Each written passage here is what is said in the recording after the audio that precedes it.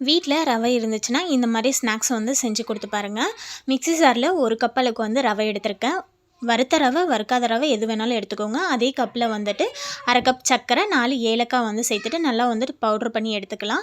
இது கூடவே வந்துட்டு 1/2 டீஸ்பூன் அளவுக்கு வந்துட்டு பேக்கிங் பவுடர் இல்லை அப்படின்னா வந்துட்டு பேக்கிங் சோடா 1/4 டீஸ்பூன் அளவுக்கு வந்து சேர்த்துக்கோங்க. கொஞ்சமாக உப்பு, 2 முட்டை வந்து சேர்த்துட்டு இது கூடவே 2 ஸ்பூன் நெய் வந்து சேர்த்துட்டு இதை வந்துட்டு லைட்டாக வந்து அரைச்சி எடுத்துக்கோங்க.